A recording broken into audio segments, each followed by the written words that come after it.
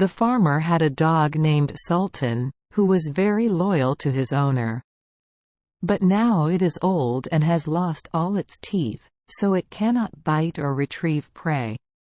One day, standing in front of his house, the farmer said to his wife, "That old Sultan will give him a shot tomorrow. There is no use in keeping him." The aunt took pity on the loyal dog, so she advised her husband, "It has lived in our house for so many years, and has done so much work, now it won and number 39. Do any harm to just give it alms to eat." The husband replied, "Wow, you Don and number 39, know anything? It doesn't and hash 39. Have any teeth left? No thief is afraid of it anymore. Now it can go somewhere else out of sight. Before it had merit, it would have been well fed and watered." The poor dog was lying in the sun not far away. He heard the whole story. He was very sad and thought, perhaps tomorrow is the last day of his life. Its good friend is the wolf. At night he sneaked into the forest to meet the wolf and told the wolf his sad fate. After listening, the wolf said, "Hey buddy, be brave, I can help you get through your trouble. I thought of a plan. Early tomorrow morning, the farmer and his wife will go out to dry grass in the fields. They will definitely bring their small child with them because there is no one at home. While working, to avoid the sun, they put their children in the shade of some nearby bushes. The guy lay next to the child as if lying on guard. I will sneak out of the forest and take the child away. You have to try your best to chase me as if you want to get the child back from me. I will release the child, you return him to his parents. They will think that it was you who saved the child, so they will thank you very much. They should have kicked him out, but on the contrary, they would not have mentioned anything about it anymore and would never have let him starve or thirst. Dogs can hear their ears. The incident happened exactly as discussed. When he saw the wolf freeing his child, the father screamed loudly. Then seeing the Sultan run after him and save his son, he was very happy, stroked the dog with his hand and said, "From now on, I will never let anyone touch my hair. You, as long as you live, you will always be full." Then he told his wife, "Let and number 39 go home immediately and cook Sultan a pot of porridge.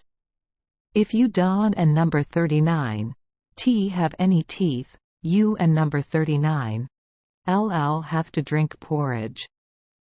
Remember to take my pillow from the head of the bed to keep it warm." From then on, Sultan lived so happily that he had no reason to complain. Not long after, the wolf visited the Sultan, very happy because everything was going well. The wolf said, "Hey friend, if I take away a fat sheep from your master, then turn a blind eye. It and number 39 very difficult to find food these days, my friend." The dog replied, "I never thought about that. I am loyal to my master, so I cannot agree with you about that." The wolf thought the dog was just pretending. Late at night, the wolf crept up to catch a sheep. The farmer was informed by the dog Sultan of the wolf and number 39's intentions, so he hid and waited for the wolf. As soon as I got close to the sheep and wolf pen, I was beaten by the farmer with a stick, and the wolf was beaten to death. With the wolf and number 39's strength, he was able to run back to the forest. While running, the wolf said, "And quat, just wait, you scoundrel. Then you will know my hand." And quat. The next morning, the wolf told the pig to call the dog into the forest to settle the matter. Old Dunton never knew anyone. to rely on, so he had to call the cat to go with him into the forest, but unfortunately the cat only had 3 legs. The dog goes first, the cat hobbles behind, its tail pointing up into the sky. The wolf and his assistant waited at the appointed location, seeing their opponent walking away. Seeing the cat and number 39's tail standing up in the sky, they thought it was an enemy carrying a sword, but instead they saw a 3-legged cat walking low and high. Looking from a distance, they thought it was using momentum to throw stones. The pig immediately rushed straight into the bushes. Nearby to avoid it, the wolf jumped up onto a tree branch to avoid it. When they arrived at the meeting point, the dog and cat were extremely surprised because there was no sign of the wolf anywhere. The wild boar crawled into the bushes, but his ears were up and waving. Looking around, he didn't and #39 see any movement.